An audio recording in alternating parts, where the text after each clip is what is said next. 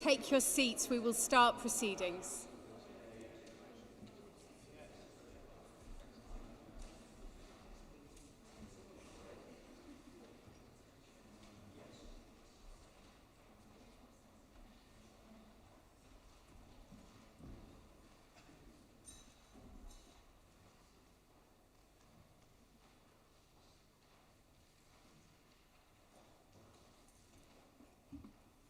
Welcome, everyone, to the official launch of the Humber Digital Skills Partnership.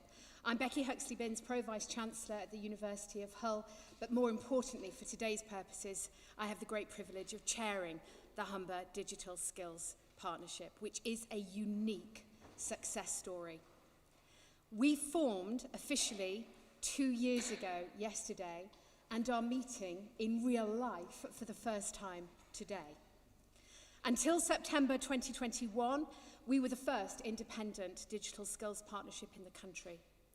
It is a proof of concept, example of independent digital skills partnerships, and we can, have, and do work successfully. We continue to be a vital intervention in the Humber region. Last year, we continued to work on our digital skills plans, and this resulted in DCMS recognising the work of the Digital Skills Partnership and agreeing to incorporate the Humber DSP alongside the other 7 national DSPs. And despite changes in the local enterprise partnership geographies in the region, the Humber Digital Skills Partnership has retained a pan-Humber footprint under the leadership now of the HALEP, the Hull and East Yorkshire Local Enterprise Partnership. And we continue to work very closely with our colleagues in the Greater Lincolnshire LEP to do what we can to reduce barriers to digital adoption and increase digital confidence and competence. I'm delighted to welcome members of the DSP partnership here today, many of our stakeholders, not everyone, but we've got representation from industry, the third sector, providers. So some examples, we've got people here today from ARCO, KCOM, Ideal, Hull Libraries, Bishop Burton College, BT, Hull College, Hull City Council, Why Me, Tech Partnership, and of course the University of Hull. And there are many, many others that I could name. But what I want to do is tell you what I'm proud of, and I am so proud of what we have achieved in the last 2 years. We are developing a digital skills provision heat map, and that will be rolled out in the coming year.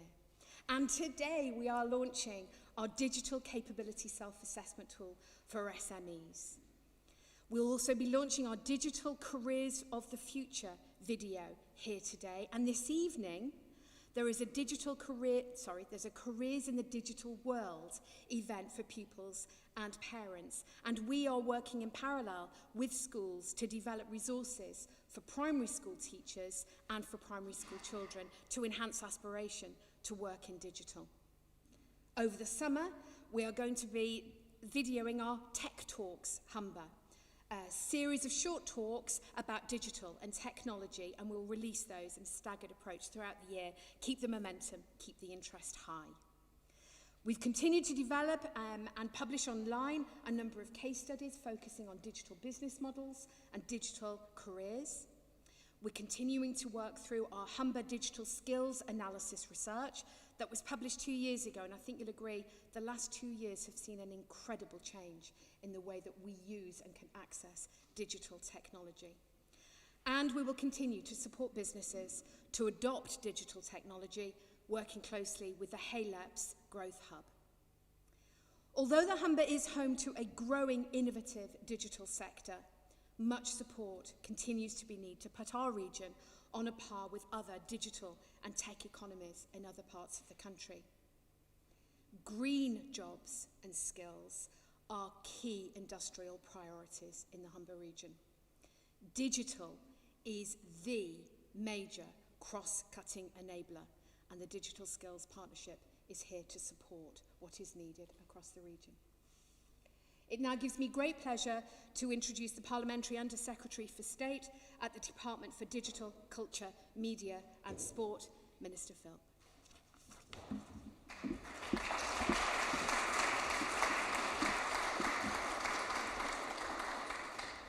Great, well, thank you, Becky, for that introduction and for those very inspiring opening words. It's a huge pleasure to be with you here this morning. And as Becky said, I have the privilege and the honour of being responsible in government as the Minister for Technology and the Digital Economy. So I'm especially pleased in that context to be here today. Before we talk a bit about the immediate topic, I think it's probably right that we just take a moment to call to mind what is going on in Eastern Europe, in Ukraine today. Clearly, a humanitarian tragedy is unfolding, caused by the Putin regime's completely unprovoked and unjustified invasion, which appears to be now escalating into crimes against humanity with the indiscriminate murder of civilians, which the Prime Minister described yesterday in the House of Commons as war crimes, rightly. And it's, I think, appropriate that the United Kingdom is, along with 38 other countries, referring Putin to the International Criminal Court in The Hague. Our government is rightly supporting the Ukrainian government with money, with weapons, which we're shipping out there, and with a comprehensive sanctions package, including excluding Russian banks from the global financial system. I think it's right that we are working with like-minded countries around the world to do that. What is happening is a stain on civilization, and I think we should just keep in mind today, as we talk about these important issues, what is unfolding there. And I think our thoughts should be with those people suffering so terribly today in Eastern Europe. But let me move on, if I may, to a slightly more cheerful topic, a topic slightly closer to home, which is the UK's tech economy, and I'll talk a bit about the Digital Skills Partnership here in a moment. The government takes the view that technology and the digital economy is at the heart of this country's economic future. It's an enormously fast-growing part of the global economy.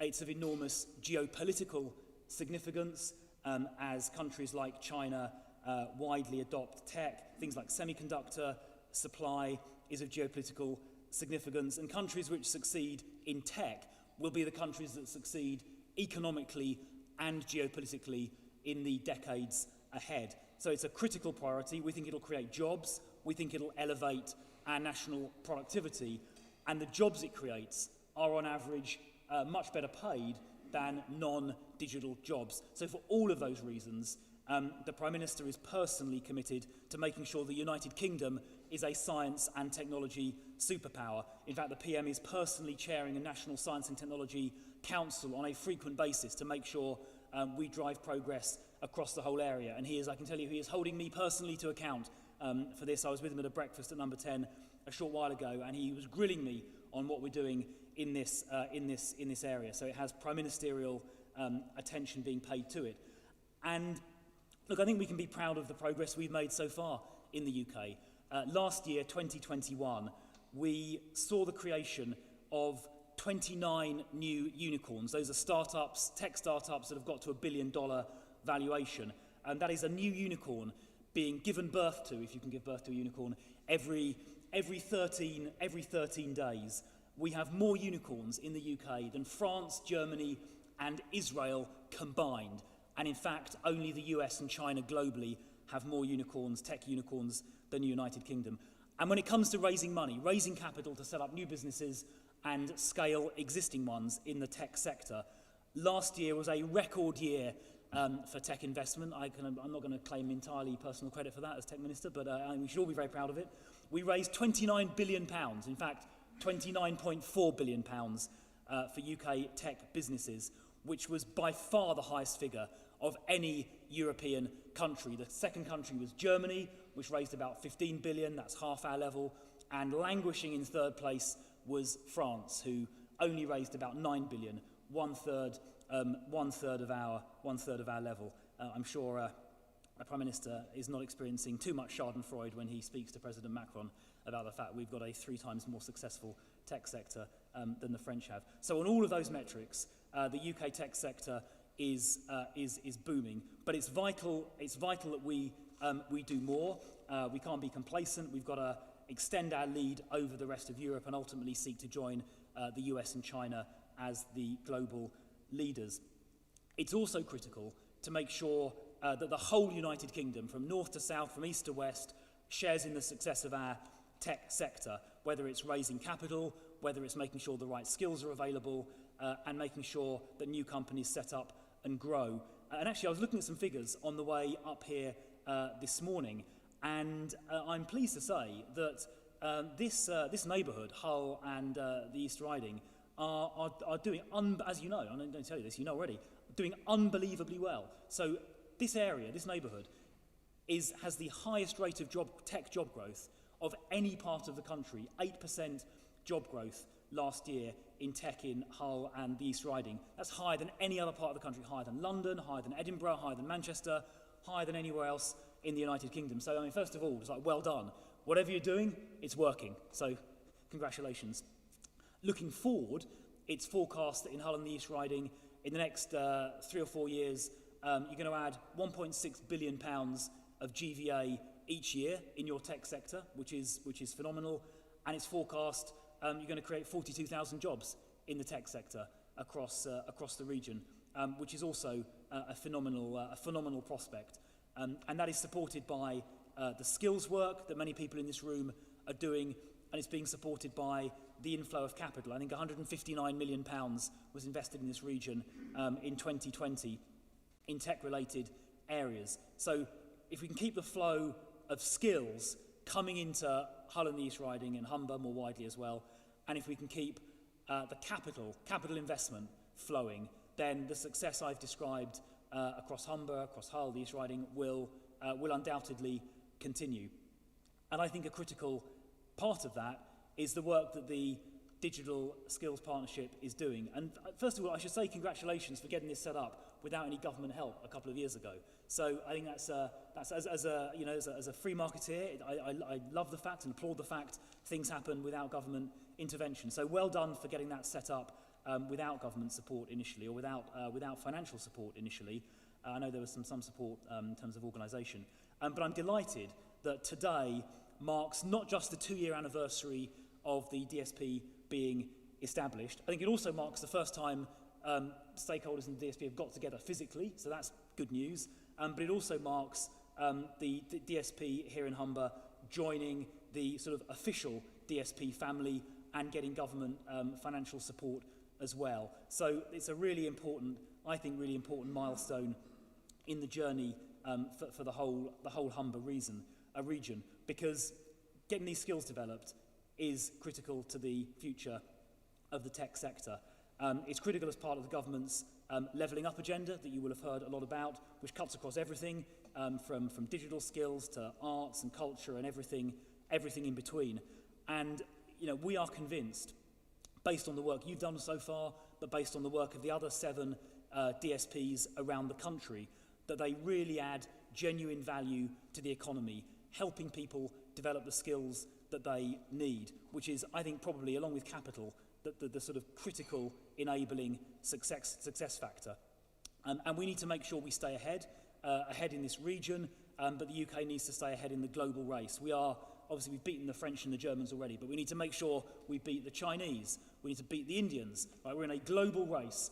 Okay? We're in a global competition, and we've got to make sure that across the United Kingdom, we are beating those global competitors. And the skills work you're doing is a critical part of that. So I want to just close by saying an enormous thank you to everybody who's been involved in this initiative, to Becky and to the DSP board for the work that you've been doing, to the LEP, to James and the LEP for everything you've done. I know to local businesses like Arco, who I know have been supporting this and supporting the apprenticeship programme, to local colleges like the Ron Deering, who have been cooperating and working on this as well. All of you have made this possible. I think you've achieved amazing things already here, but I think, as they say, there is no question the best days lie ahead. So let's work together, whether it's central government, whether it's local government. I know Hull City Councillor, the Deputy Leader, is here as well. At every level of government, the LEP, the local universities, the local colleges, all of us working together are going to make this a success. And we're going to make sure that as the United Kingdom leads the world, Humber, Hull and the East Riding will be leading the UK. It's a great pleasure to be here, and this is a really important milestone in your journey to a fantastic future. Thank you.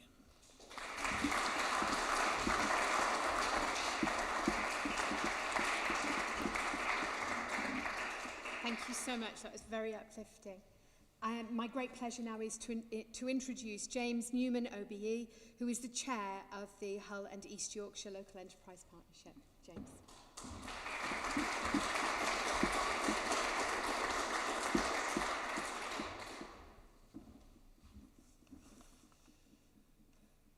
Minister, ladies and gentlemen, thank you. Thank you all very much, firstly, for coming. I echo Becky's welcome and thanks, Minister, for coming to visit your first visit, and we hope it won't be your last visit to the Humber. It is third time lucky, because we have tried, I think, on a couple of other occasions to get you here, but obviously COVID and other events that are going on have prevented that. I hope you'll find the day stimulating, and I hope you'll find it informative.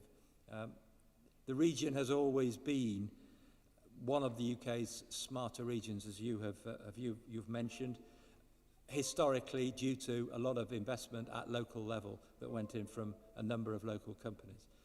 What we've lacked over decades probably is the ability to maximise the use of that infrastructure, physical infrastructure in the main.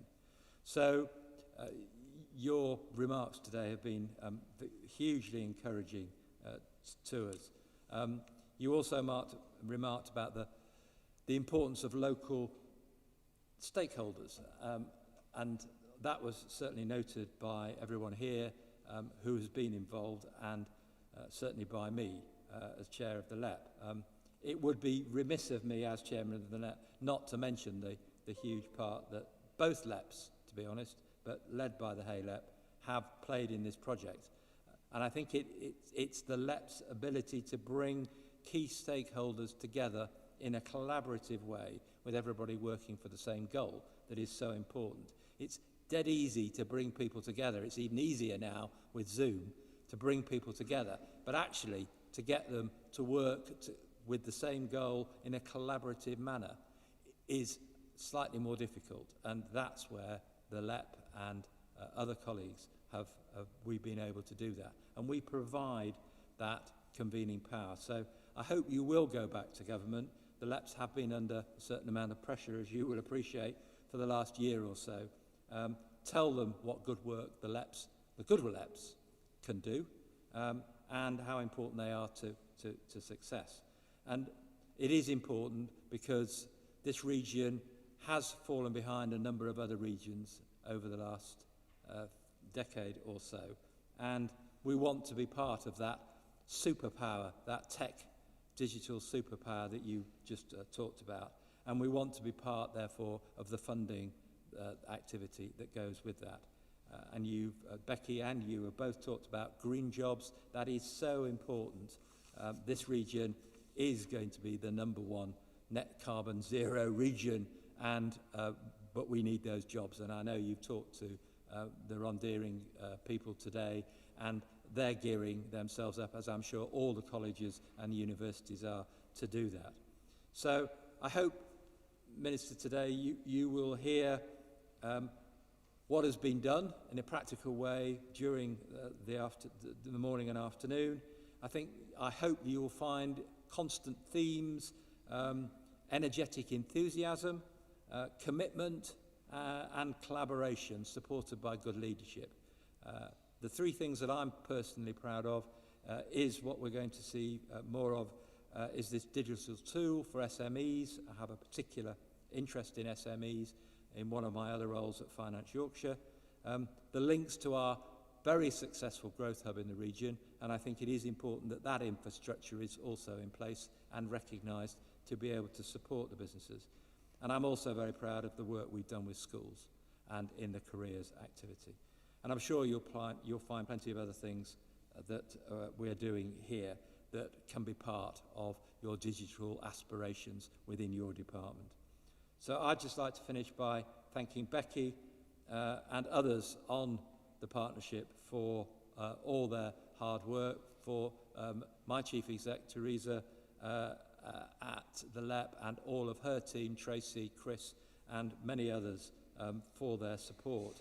I'd also like to thank our local authority partners who are sat over there, without whom an awful lot of the delivery, it would be much harder to deliver this type of programme without their support, and they do need to be very much recognised. Finally, to Hull City Council for hosting us in this magnificent building, and hopefully for providing us with a good lunch later on. So I'll finish now and hand you back to Becky. Thank you very much.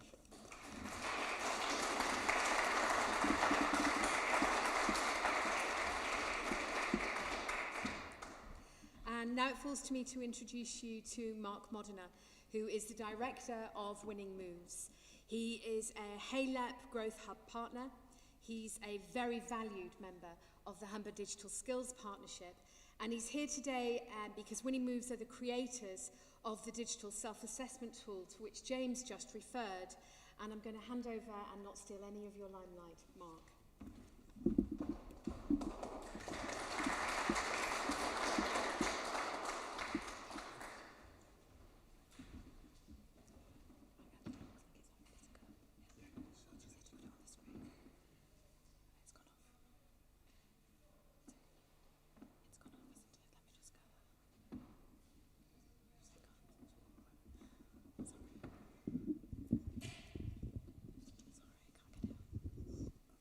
Okay, just while Tracy's doing the transition across there, just want to say good morning.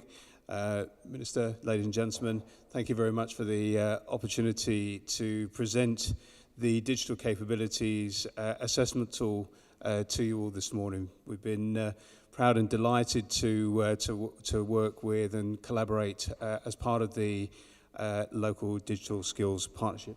Thanks, Tracy. And delighted to produce this tool, which we know will play an important role in helping to raise the level of skills within businesses within the area. I think I can probably put that there. Okay, so obviously you develop a digital technology tool. It's very much about this is very much designed to get businesses started with understanding their current levels, thinking about where they need to raise the game, where the gaps are, and so on. Obviously, any tool is not the panacea in its own right, but do believe with all of the collaboration and the support and cooperation that's gone into this, we've ended up with something really quite powerful. And something that can really play an important part in the foundations of developing digital skills in the area. So I'm going to give you a glimpse into to what it looks like from a customer journey perspective. So what does the business see when they go in? So I'm going to step through this fairly quickly. I'd encourage you all to have a go later on. So do give it a try. So the link to the tool starts on the Growth Hub, the Hay Growth Hub Grow My SME website. So you can see here we've gone to the page. So there's a link straight through. Now if I click on that, it's going to take me to the tool. So in true Blue Peter fashion, here's one I prepared earlier, just in case just to prove it does work. That's the link across. Okay, and this takes me to the home page. So if I just log in quickly, this will be a test of making sure I remember the password. Okay, so normally when a business visits for the first time, they would register as you would expect. They have secure access to the tool through a password they select. I've done that already. Okay. Let me just try that again. That's why we put slides up, just in case it didn't work. But I didn't expect it to be on the basis of me forgetting the access. So the business user will go into the system. They would get this welcome. You can see here I've already prepared one, so I've got the opportunity to download. But the first time they do that, they will be go in and edit their diagnostic. So I'll click on here. And you can see that the structure of the tool is broken down into these 6 areas at the top here. Now, they're all in green because I've completed it, but works on a traffic light system. But there's 6 absolutely critical areas of digital technology areas for business to consider here. And in preparation for this and going back into the content in detail, it's interesting how many topics are covered, all really, really key areas. So you can see we've got developing a digital culture, and I'll just step through quickly each of the areas, but I promise not to read all the statements out. So under capabilities, we have a number of capability statements. And essentially, and the intention of this is that the business can complete this in certainly 15 minutes, but probably less. So there is a danger, of course, as we all know, of losing businesses if you keep them too long. So we're trying to provide maximum value for the quickest amount of time. So the business will go in, they'll read the statement. As I say, I won't read them all, but I will read the first one. Our business has a clearly articulated digital vision mission that is well communicated and understood throughout the business. And for each of the statements, the business asks to what extent they agree or disagree with that statement. So they literally go across, decide if they, in this case, let's just change that to agree. But also, we'll then look at this in terms of what is the future importance to their business of being proficient in this particular area. And from there, they literally choose from the simple drop-down, low, medium, and high. And that's all about when the output comes to help them assess what are the priority areas for their business. So it's not just looking at current proficiency, but looking at the future importance. Then for each of the sections, we then have a number of broad digital tools to make this very practical to get business thinking, okay, how do I get started? What do I need? So you can see here there's 3 that we've selected for this area: stakeholder analysis, productivity software, Microsoft 365, and actually we need to change G Suite, but anyway, Google Workplace, that should be, and then communication tools. And they literally confirm yes or no, do we use this tool, and then assess their current level of proficiency based on novice, intermediate, and high. And also here, also looking forward, what is the future importance to their business? And again, a simple drop down there to decide. Now, as I say, I've completed all of these sections, but rather than, as I say, read them out, just jotted down what are some of the key areas that are covered. So digital culture touches on digital vision. It looks at leadership. It looks at the solutions, digital mindset. It looks at communications, collaboration, and strategy. So for a small, simple, quick-to-use tool, it's really getting businesses thinking about some key and broad areas of importance. Then we look at workforce and skills, naturally a very important topic and area that close to the heart of course, the local digital skills partnership. So here, as I say, I won't go through them all, but we look at areas like skills gaps, training and development, role descriptions, KPIs, the level of encouragement that's given and investment within the organisation, how open the business is to testing different approaches and technologies. Digital management tools around things like workforce and productivity, and the flexibility of tools that are adopted. We then have, and the structure, I should say, of all the sections remains the same. So when, as I say, when you try this, you'll see that. Then we have management and operations. This looks at areas, things like collaboration with partners, suppliers, and customers. We have financial management, external scanning, technology updating, so how we're keeping the technology up to date, how technologies are used for buying and selling, information management, and the level of broadband and internet speeds that are being adopted. Fourthly, we've got a section around product and service development. So this looks at competitor and customer information, new and enhanced products and services, customer experience, and automation of key processes. Fifth section, sales and marketing, is online marketing, marketplaces and websites. This has been a sort of key area, of course. Social media. Again, customer experience, understanding customers in depth, using digital and data to do that, and marketing planning. And last but not least, perhaps not the most glamorous part of digital, but critically important, now and as we move forward. Regulations and compliance. So we're looking at sort of cyber security here, GDPR, monitoring, staff awareness of the importance of security and so on, use of malware and security, and processes in place. So, it's there's a huge number of topics that are touched upon here, and just providing that nice broad view, so organisations can get a feel for where they stand in these various areas. And I think ultimately, whilst it is very digital focused, of course, underlyingly, this is very much about driving growth, productivity, innovation, business improvement, and so on. So, and areas like the move towards net zero. So it's a means to an end. It's a means for local businesses to achieve the skills to achieve those aims. So hopefully I can download a report just to give you a glimpse of what is produced. Just take a moment to appear. So the structure of the report when it appears, we have a okay. I just need to find that. I'll tell you what. I will use my my slides quickly. So the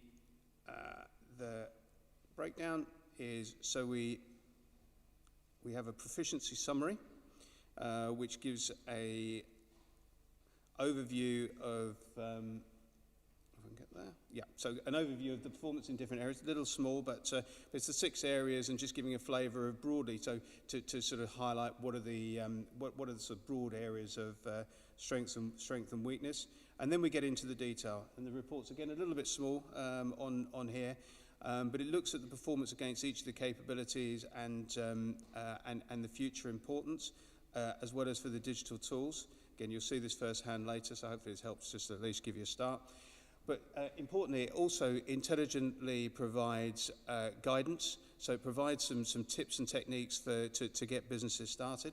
It's, and it also signposts to other selected high-quality online resources around digital capabilities, skills, and business support. So, and that'll save a lot of time in terms of them going to look for those things, and gives them a start gives businesses a start around finding the right tools and techniques and so on.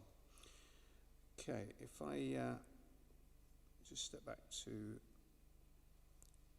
here, I'm going to sign out just a second. Let's go.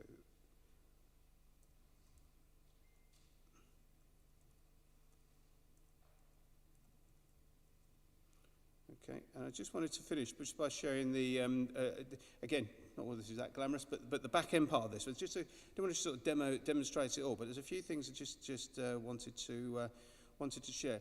Firstly, I think the dashboard and the data report that's capable is available through here.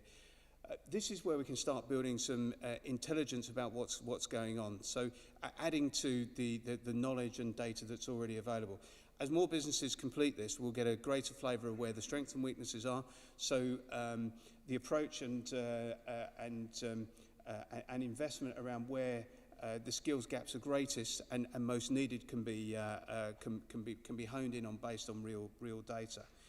I also wanted to just point out that this tool, predominantly a self-assessment for organisations, is also available to advisors, and this is going to be important with the Growth Hub, with advisors being able to have businesses allocated to them. So there's a follow-up activity. So part of the sort of joined up process, if you like, is when a business registers and develops a report, there's a prompt goes to the Growth Hub, and they're then prompted to contact the business. And so it isn't just a case of using a tool, getting some interesting results and moving on. Actually, they can get some, and if it's needed and wanted, they can get some handheld expert support from the Growth Hub to assist them. And the last thing, just say, I mentioned the resource in the report. This is all managed centrally as well. So within this content management system, we can the Growth Hub guys can really find the high quality resources that are going to make a difference.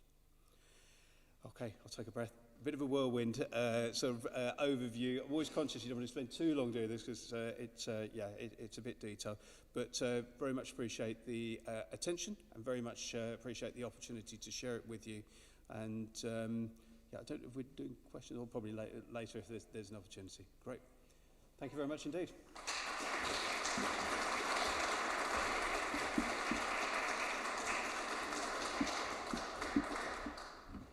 Thank you very much. Now, as chair of the Digital Skills Partnership, my digital skills are abysmal. So with Tracy's help, we are going to launch a video which is a premiere. You didn't know you were getting that today, did you? Huge credit goes now to Grimsby Institute, which is part of the award-winning Tech Partnership group of colleges. And a particular shout out to the principal of Grimsby Institute, Deborah Gray, who's soon to be the new principal and CEO of Hull College. She is the great thought leader behind this, and she's pulled together this amazing video, Digital Careers of the Future for 2040.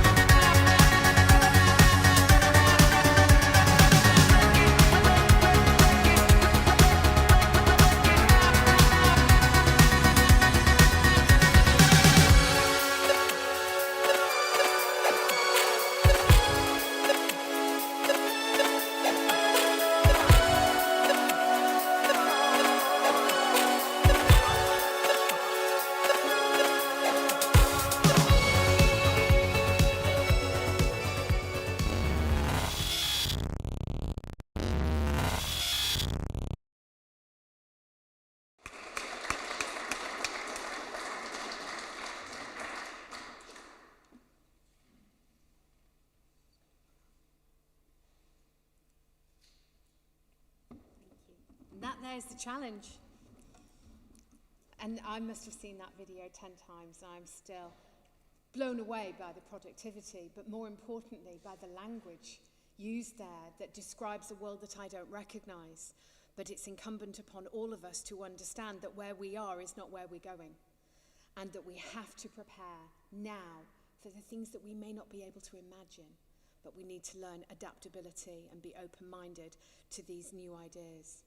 So now we're going to go into the panel discussion, and because we are still living with COVID, I'm going to invite the panellists up one by one, starting from that end, so to try and minimise risk.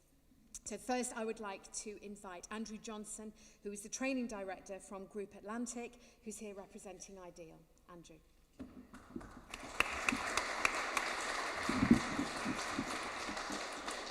See, I didn't realise there were steps at that end. Bill, you'll have to come this way to reduce it, risk. Yes. Bill Meredith is next, who's principal of Bishop Burton College.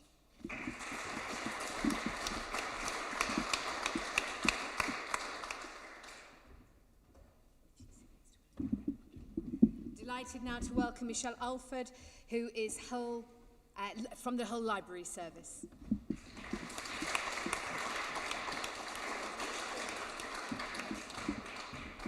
And of course, our distinguished guest, Minister Phil.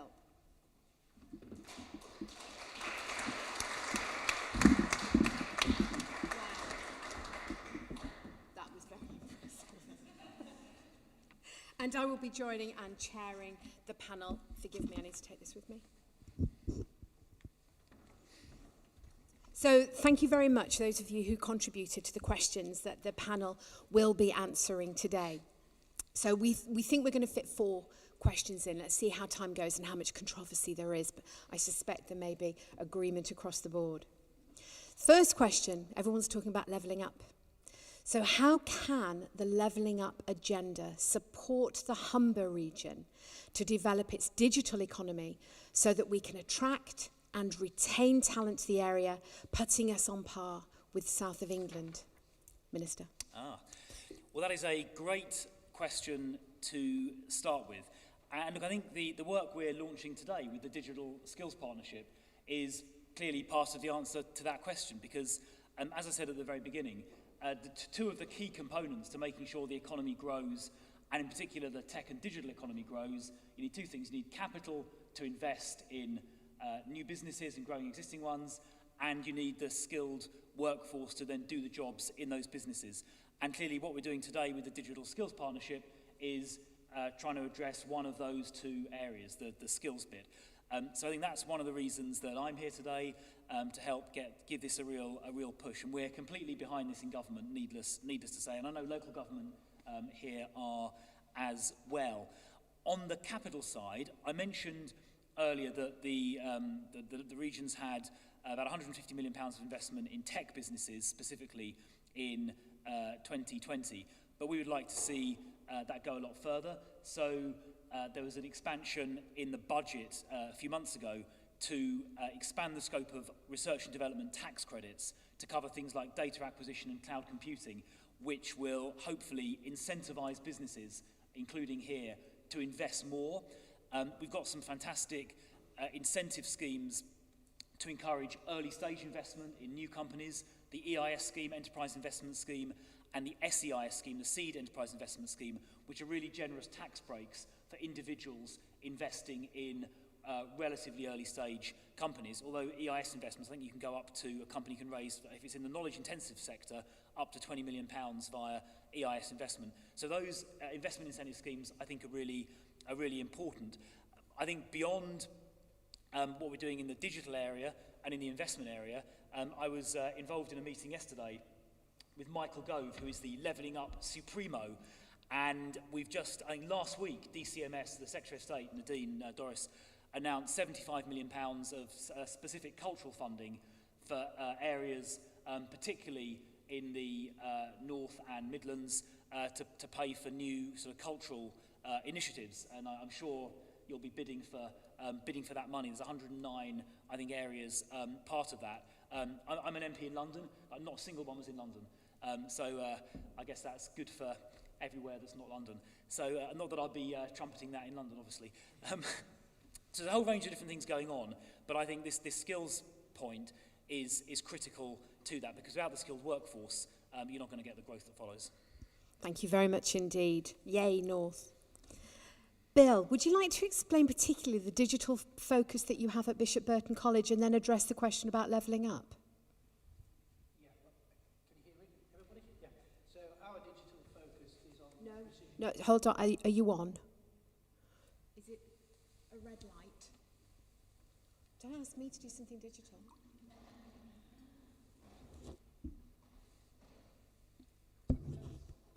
Yeah, great stuff. So at Bishop Burton College, which is a specialist land-based college, our focus is on precision agriculture, which is very much driven by all things digital. It relies on global positioning systems, which are based on satellite technology, so we can apply inputs far more accurately into the farming system. So fertilizers, sprays, that's agrochemicals and seeds, we can put very precisely through variable rate technology exactly where they need to be in the field. So instead of doing an average for the field as we would have done in the past, each square metre is treated differently, which makes us more efficient in the way we farm. And efficiency is particularly important now, because the more efficient we can be, the less is our carbon footprint. We've got a farm at the college, and we've actually set a target of becoming net carbon neutral, net carbon zero by 2030, which isn't very far away. But by using sort of modern practices linked with some of the traditional practices, there's one called regenerative farming, which is all about being kind to the soil, making sure that we don't destroy what's in the soil, that we add to the organic matter. Organic matter is a great way of retaining carbon. It's a great carbon sink. So these are green technologies that have been supported by the digital technology. And levelling up in the rural community? Yeah, well, levelling up is a big issue. In the rural community, it's very much dependent on the profitability, at the end of the day, of agriculture and the sustainability of agricultural systems, which is it is under a bit of a threat at the moment. We've obviously had Brexit, so we're competing on a world platform now. The support payments that have gone to farmers are ever decreasing. Over a 7-year period, they will disappear, replaced by some very useful environmental payments under the Environmental Land Management Scheme, but they won't make up the losses that we have through there not being so much direct support on an area basis. So it's critical that we use the latest digital tools in order to maintain the profitability of farming. Farming is actually key to rural areas. That will be no surprise to you. There's some big rural hinterlands in East Yorkshire. If we don't support agriculture, we're never going to get levelling up, reaching out into the hinterland of East Yorkshire and beyond. Thank you, Bill. Michelle, perhaps you could explain the role that libraries have in terms of digital skills, digital accessibility, and your view there on levelling up. Thank you. Yes, so it was most welcome to see in the Levelling Up paper that public libraries were recommended to be digital hubs. We have a strategy in Hull to retain and improve our public libraries and to make them digital hubs within our communities. It's incredibly important across the country that all of those public libraries are digital hubs. They're doing an incredible amount of work with the most deprived communities in order to increase digital skills and improve digital skills. We had investment from government back in 2000 to make sure that people were able to have free access to the internet and Wi-Fi. That needs to be expanded. I think the commitment that the Levelling Up paper has to gigabyte connectivity is great. I think we need to speed that up a little. By 2030, I think we'll be looking at a greater level of connectivity that's required. And we've had recent investment in public library skills development from DCMS with a new programme that will be rolled out this month to public libraries around the country that will make sure that public library staff are skilled to be able to support people across their communities to develop their digital skills. Our strategy in Hull around retaining public libraries in our communities is around giving people access to digital technologies, not just Wi-Fi and internet and desktop PCs, but a much wider range of technology that will inspire them to go into a wide range of work.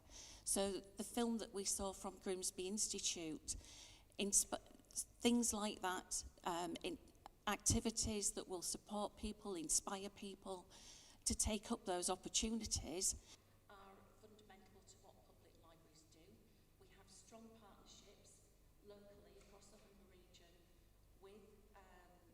with the training providers around the city, around the Humber region, so that we can provide pathways for people.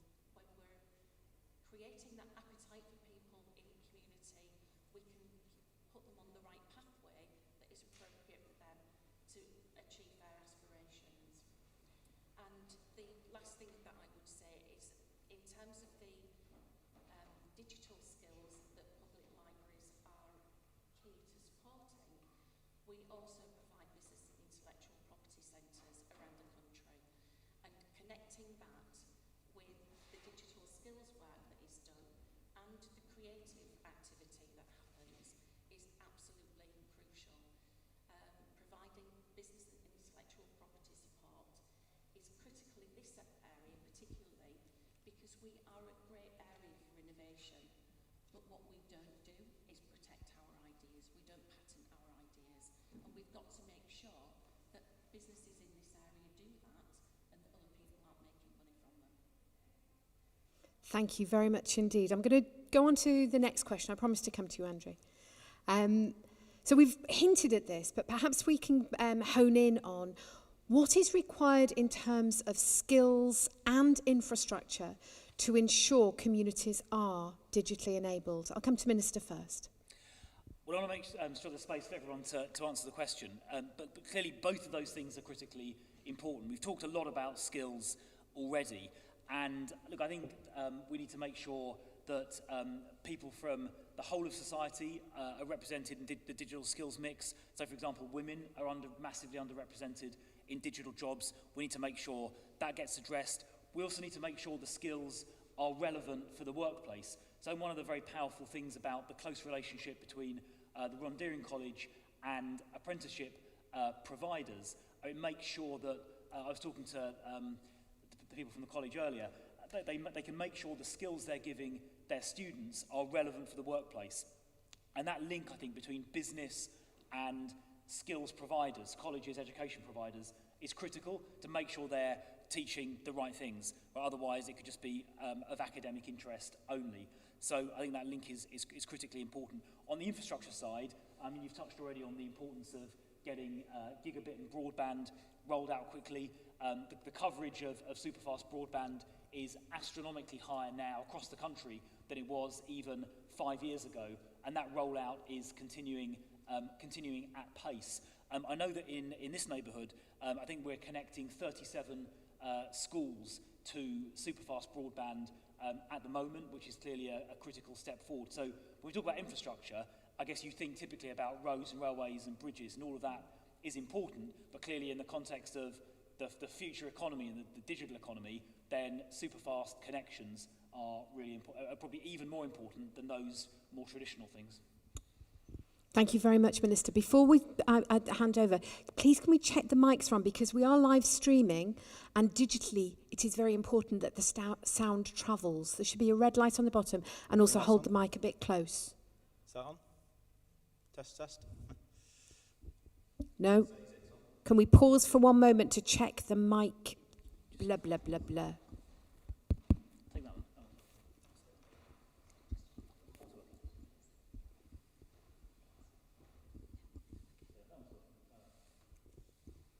That working now?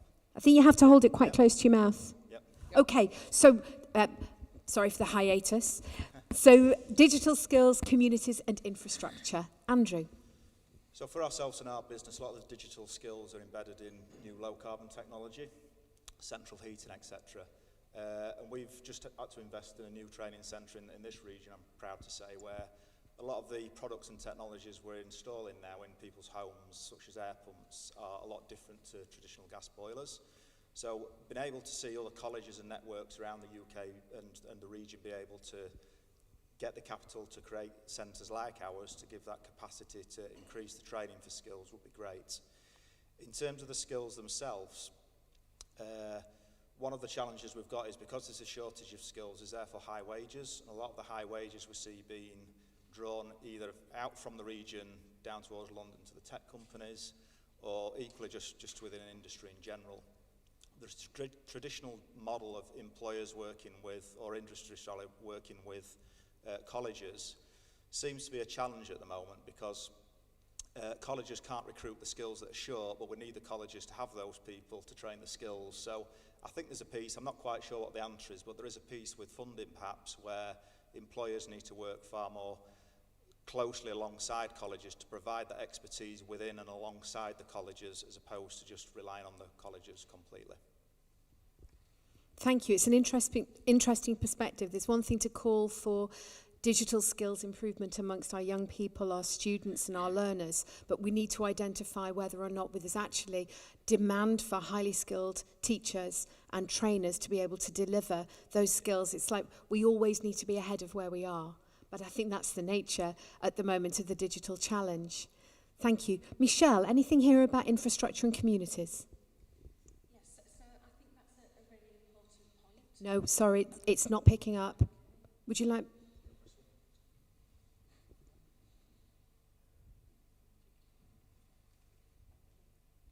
I think that is a really important point. Okay. It is incredibly important that we are able to provide the skills and recruit people with the right level of skills to train other people. I am on the board of a local training provider, and that is one of the challenges that we have currently, recruiting people with the level of skills, because when people are working out in the field, there is better pay opportunities for them. So that is something that needs to be addressed. In terms of public libraries and the work in communities, the work that we do with voluntary and community partners is really important in terms of the levelling up agenda and working with people in the most deprived communities, being able to give people opportunity and access to a wide range of resources that are normally digitally behind very expensive paywalls.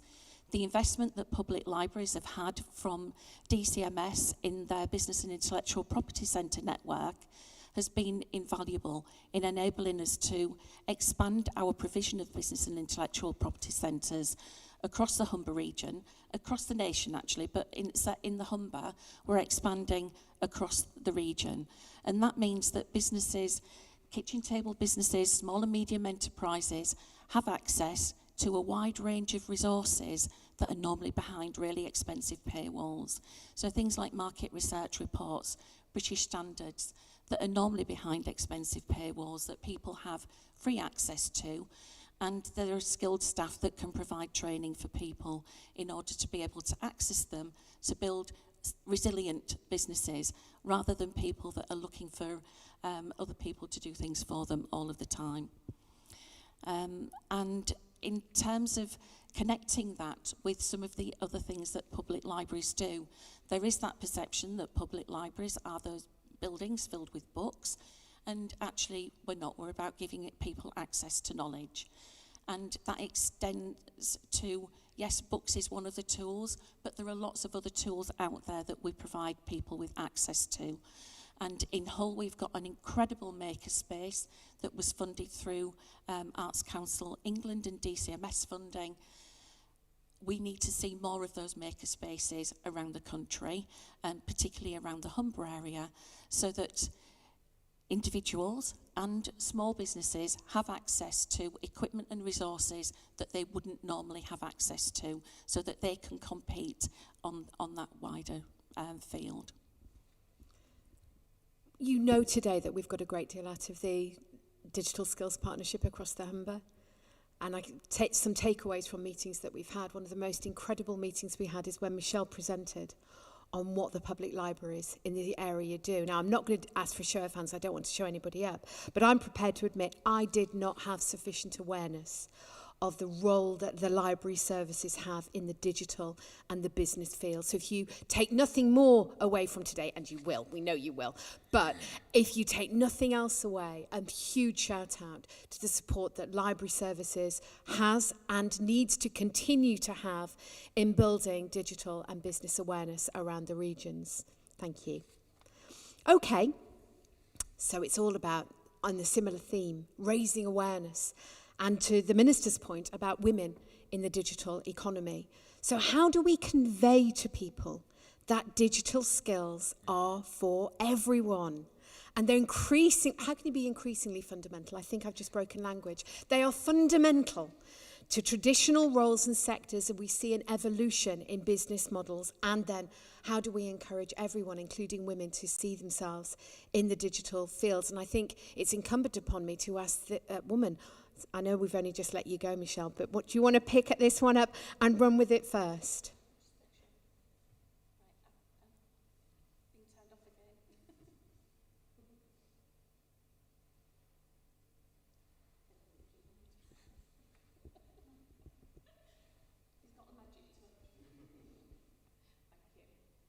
Is that better?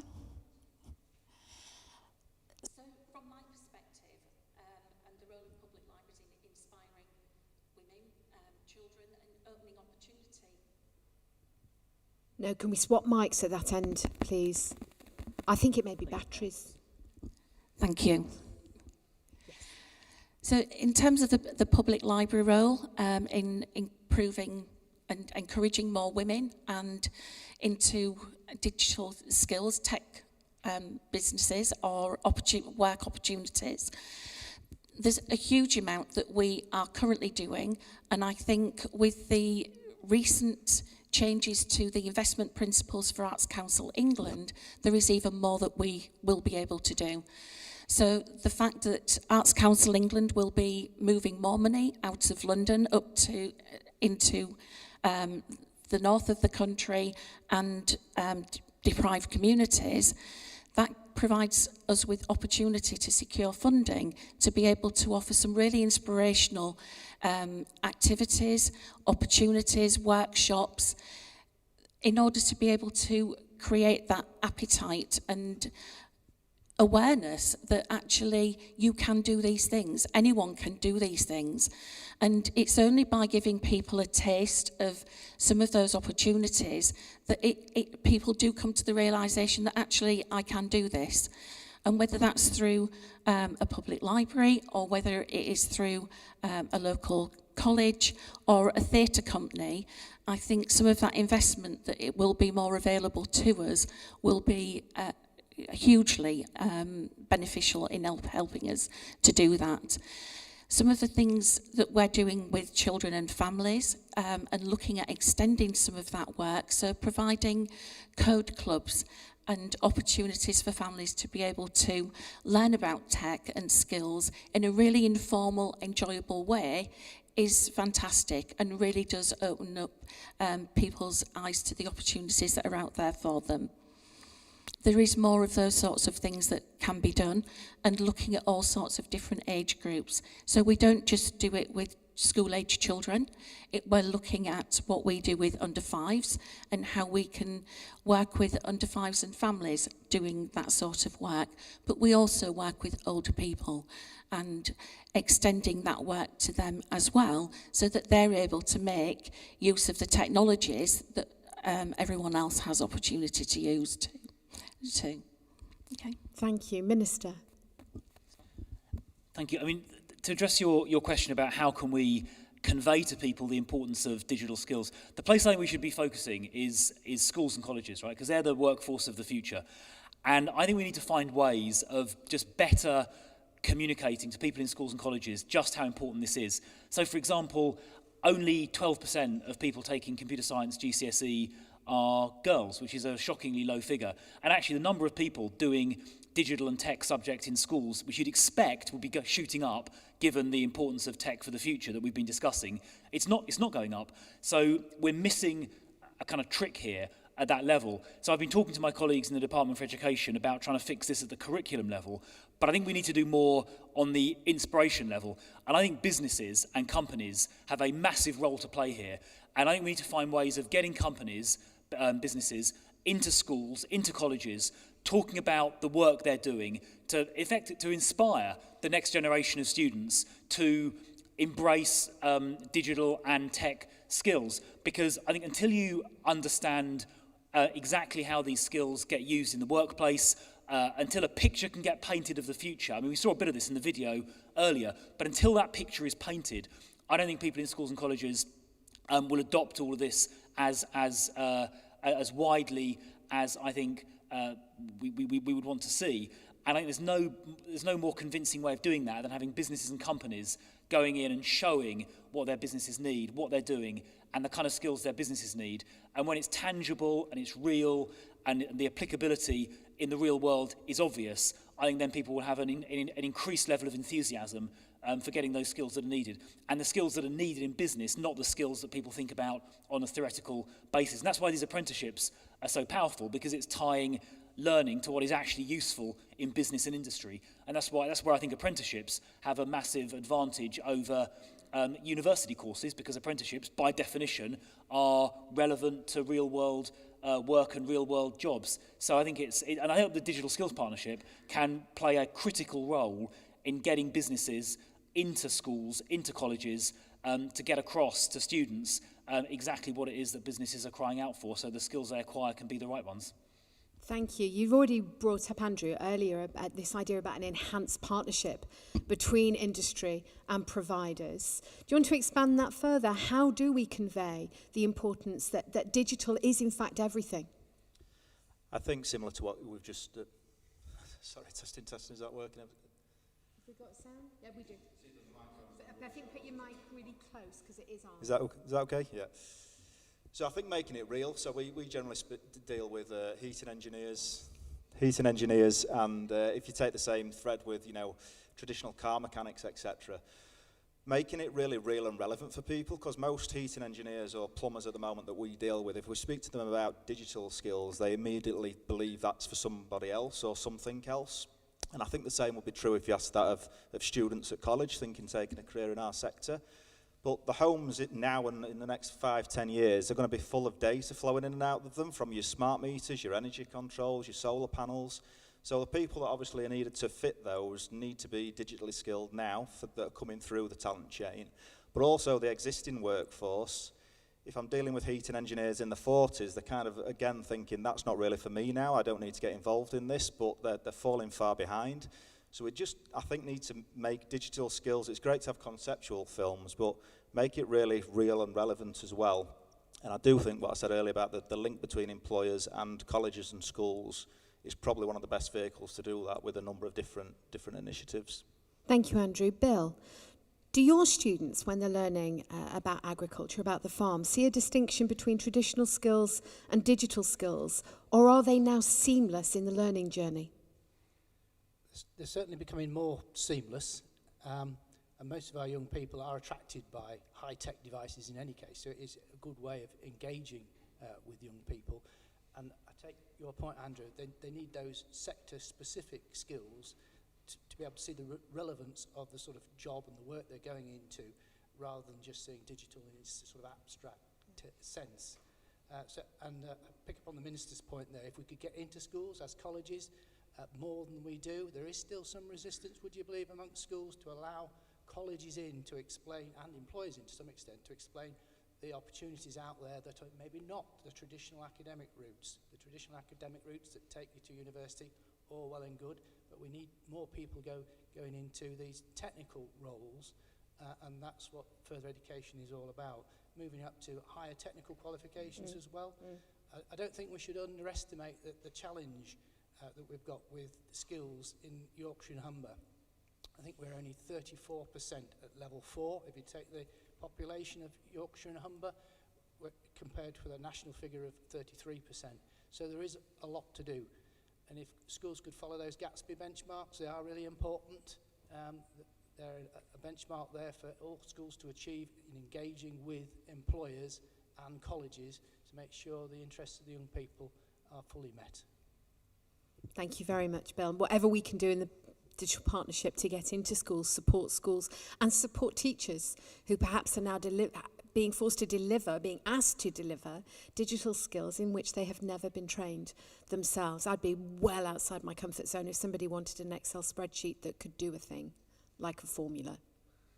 It's magic. Okay, finally, barriers. We've already touched on some of the barriers.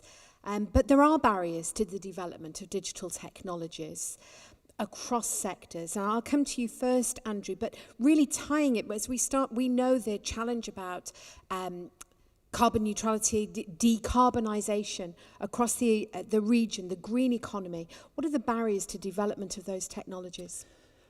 I think three things mainly: time, money and availability. So for the existing people that are working in the industry at the moment, if they're already a fairly successful business in the traditional sector, switching across to the green economy obviously takes them time out of the business to do that.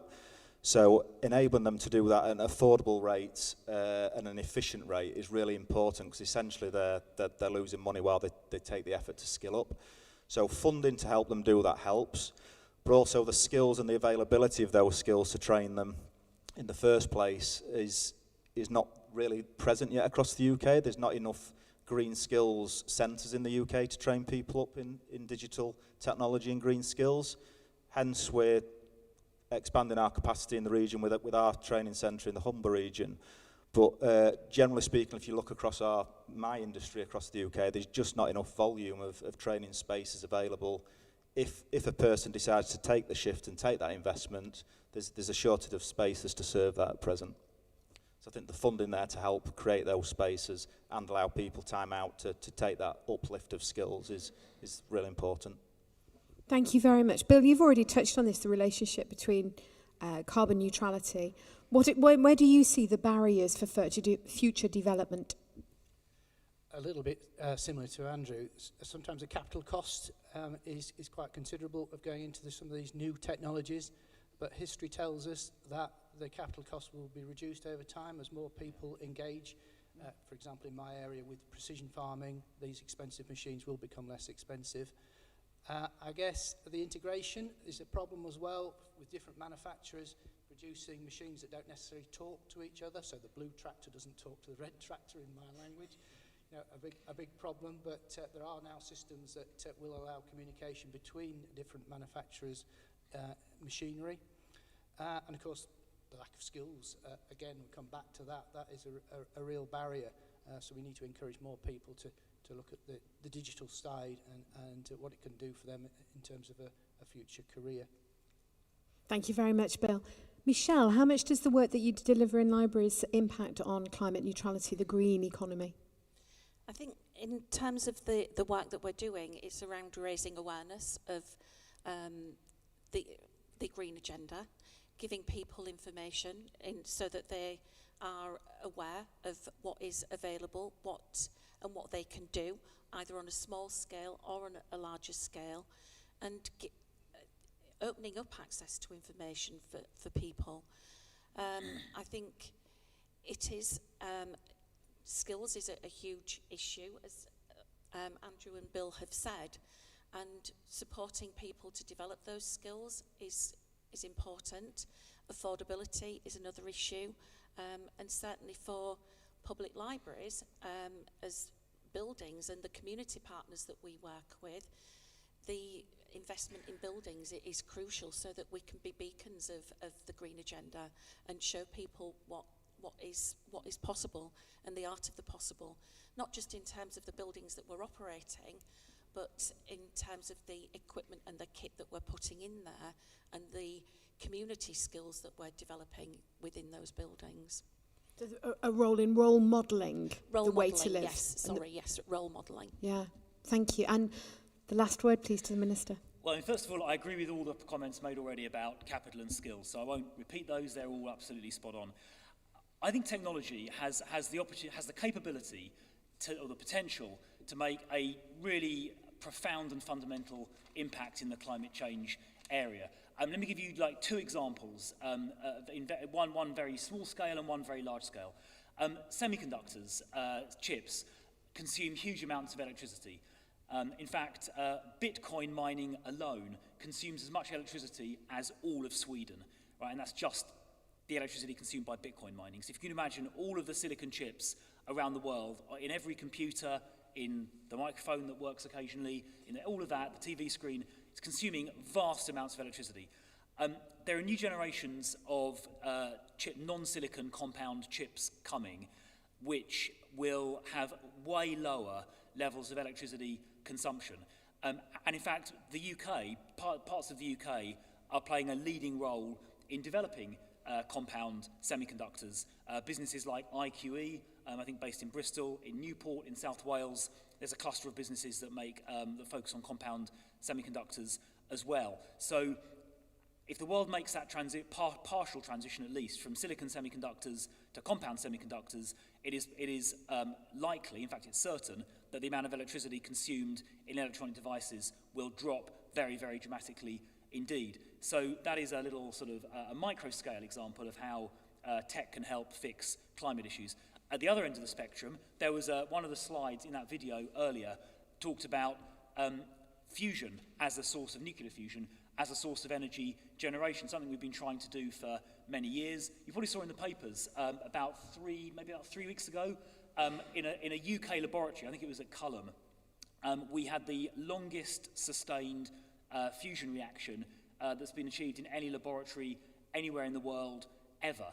Now, it's still quite a long way from getting to the point where we can stick it into a commercial reactor and start generating electricity, but that was a big milestone in that journey.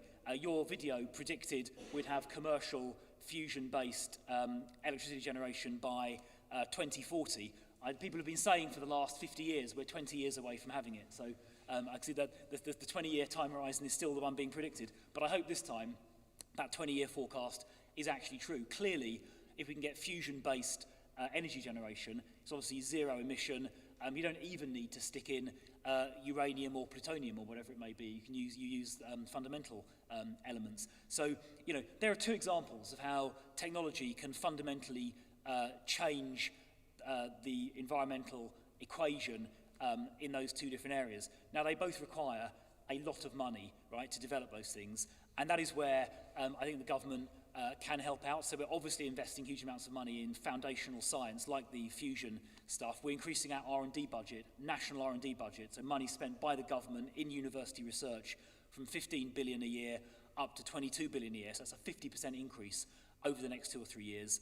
And we're working separately on a semiconductor strategy which aims to put some public money as well as lots of private money into that area. So I think if we can put public and private investment into those foundational technologies, we will see enormous environmental dividends paid over the next 10 or 20 years. But there's also a massive economic dividend for this country, because if we're leading the world in producing fusion reactors, and if we're leading the world in making compound semiconductors, then we're going to have huge economic benefits as well.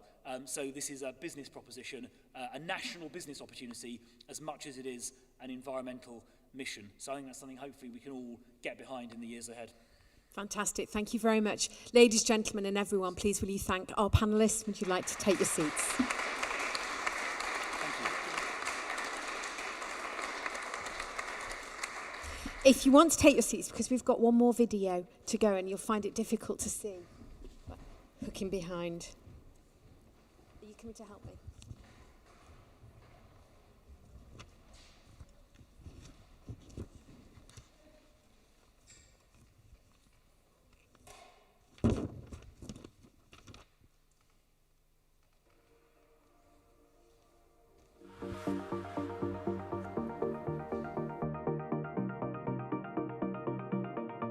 East Riding of Yorkshire Council has proudly launched its Digital East Riding strategy, which focuses on 3 key themes of digital organisation, digital place and digital customer. In this video, we look at how important innovation is in the world of agriculture to make the East Riding a digital place. being here today at Bishop Burton, we're really excited to see the kind of initiatives that they're exploring and innovating in digital agriculture that will help to reduce the carbon impact of agriculture on the environment.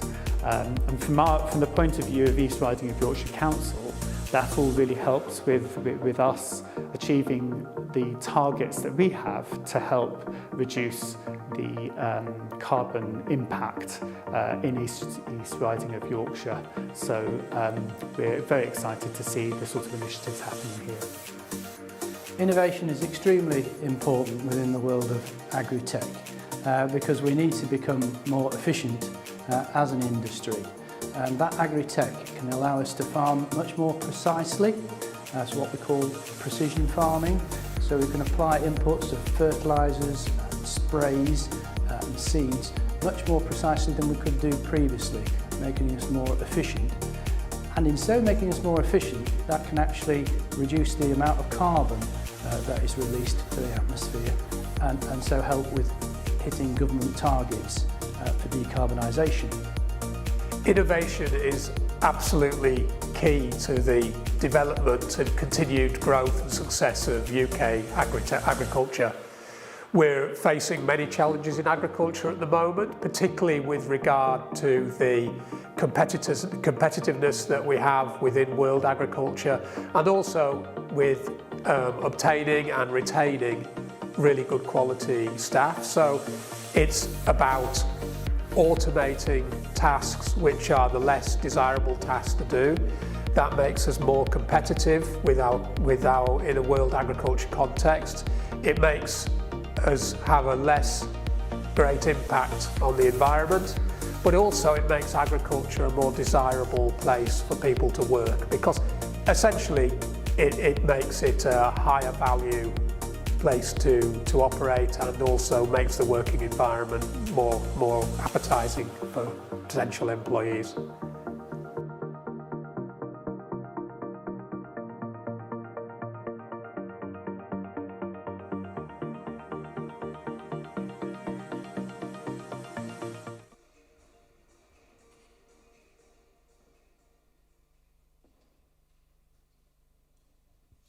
Thank you very much indeed for coming along and being with us. If you could all remain seated for now, as members of the HALA will come and invite everybody through for lunch. But otherwise, thank you to panellists, colleagues from DCMS who have visited, the Minister and everyone from the HALA and from across the region for the support for the official launch of the Humber LDSP today. Thank you.